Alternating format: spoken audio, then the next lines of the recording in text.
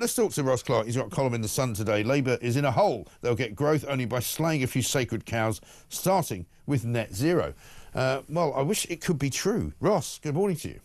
Good morning, Mike. If only they could slash the sacred cow that is net zero. We've been deciding here that Ed Miliband is sort of on the missing list. So we've decided to start a kind of Ed watch for people to determine where he is. If anybody spots him, we're going to be asking them to call us and tell us what he's up to, whether he's eating a bacon sandwich or being closely followed by his personal photographer.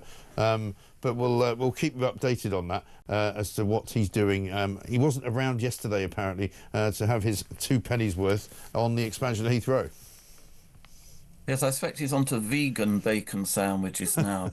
But yeah, it seems that Starmer and Reeves have finally come round to realising that if you're going to preach growth, you actually have to have some policies that actually promote growth. And Yeah. I mean, some of what was announced yesterday was good, reforming welfare benefits to sort of try to slow down this enormous growth of people on sickness benefits and so on. And we need more runways as well. We need sort of airports because people want to fly and we want to be plugged into the global economy. But I mean, the trouble is that Reeves' sort of idea of a third Heathrow Runway is just going to be crushed by the government's net zero targets. It's simply not sustainable with a target of eliminating all carbon emissions by 2050. Right.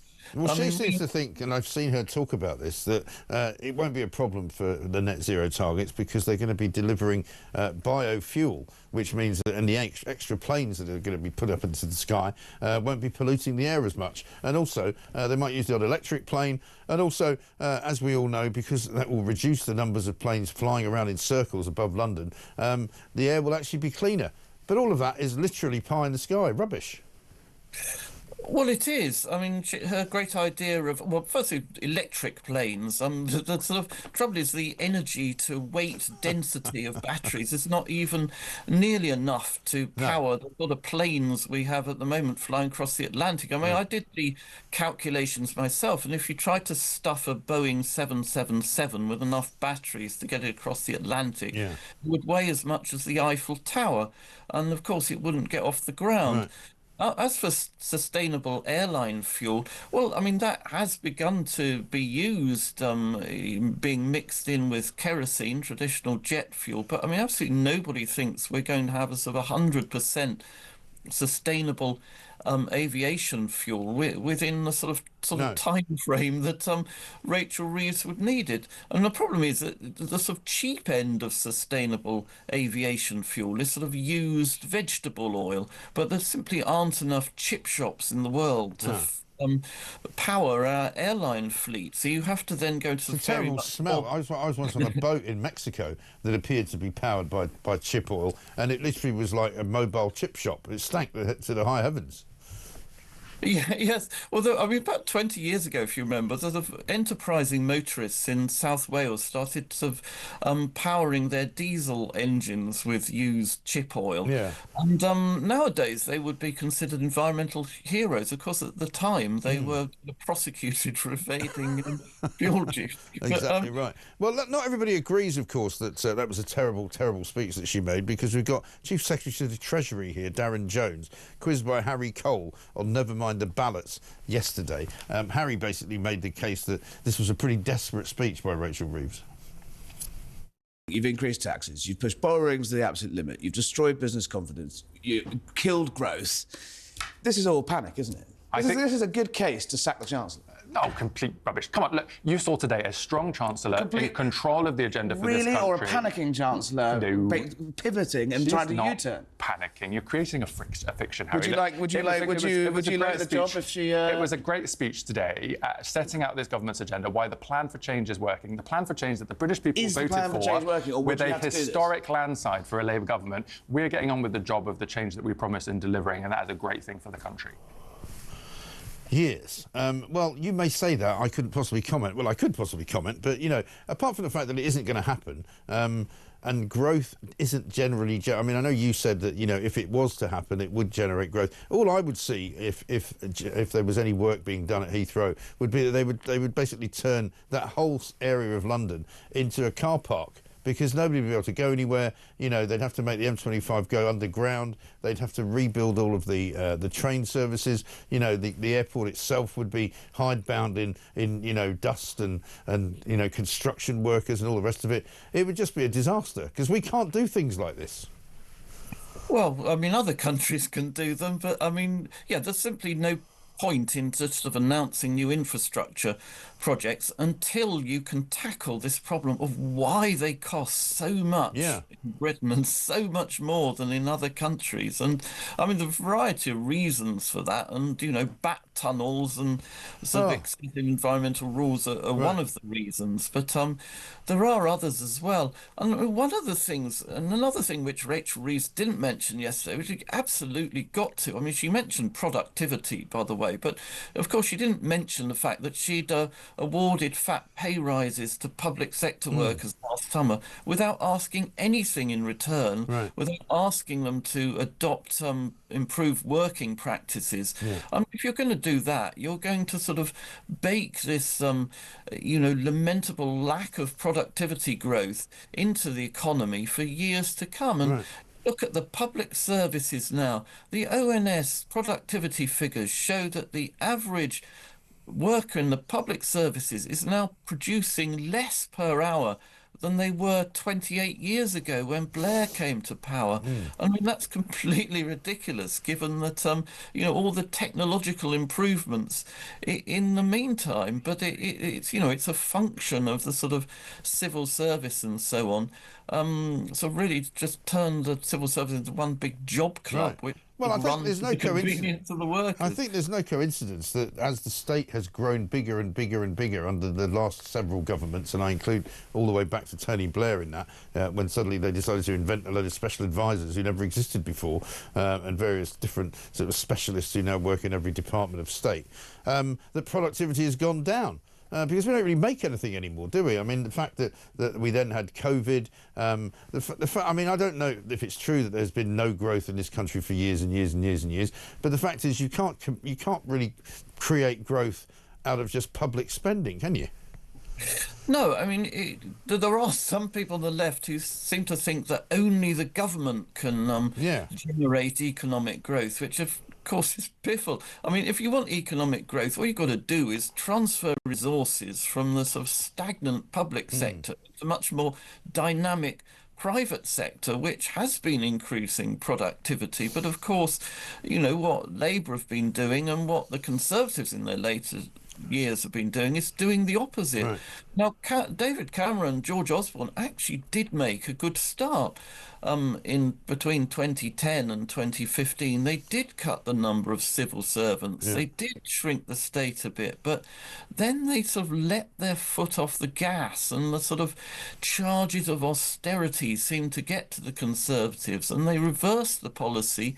And then come the sort of Brexit, come COVID, they sort of whacked up the number of civil servants, and it's never been shrunk since. No. And that is the problem, as I say. So and also because of her earlier policies from July, since the Labour government have been in, you know, growth has been deliberately denuded in this country, because they've basically put the mockers on anybody who makes any money. They've encouraged people not to make any more money, because they're going to start charging them ever more tax, and when come April there'll be even less incentive to make any money, because you just have to give it all back to them. Yeah, well, the national insurance, employers' national insurance rise is an absolute killer. In particular, the way she's reduced the threshold at which employers become liable to pay national insurance contributions. I mean, it was of 9,200. You could employ somebody on £9,200 a year and not pay employers' national insurance. Now, that's come down to £5,000. Which has effectively increased the cost of employing somebody, a part-time worker, by £600 a year. And, you know, we've had supermarkets, retailers, we've had hospitality venues. They have all been warning for months that since the budget that it is going to cost jobs, it is going to close businesses. And we've now started to see that with Sainsbury's, for example, cutting 3,000 jobs, closing their patisserie counters and pizza counters and so on, and that's going to carry on all through this year as business tries to struggle with huge extra wage bill that well, that's it. Lloyds Bank, rather unhelpfully, decided to announce plans to axe 136 branches just a day after their boss met Keir Starmer at a city summit on reviving the economy. So I think he's sort of taking the mickey out of him, isn't he? Yeah, and Santander threatening to leave the country altogether. Right. I mean, these are the sort of big businesses. But, Labour has traditionally been sort of relatively good with big business because it's, the big businesses who get invited on the prawn cocktail circuit and so on, and they ignore the needs of small businesses. But this time, they seem to be ignoring the big businesses as well. So, it is extraordinary. Looking very grim for... It really is weird, isn't it? Lisa in Birmingham has got some help for us on Ed Miliband. She says Ed Miliband has been spotted auditioning for Britain's Got Talent with his ukulele singing Blowing in the Wind. Let's have a look. The answer, my friend, is blowing in the wind. The answer is blowing in the wind. So here I am, on the latest stage of my GB Energy Tour, and I'm near Mansfield at the Lyndhurst Wind Farm. Now, these turbines behind me provide power for 5,000 homes. Nobody mentions Great British Energy anymore, do they? That's kind of fallen below the radar somehow.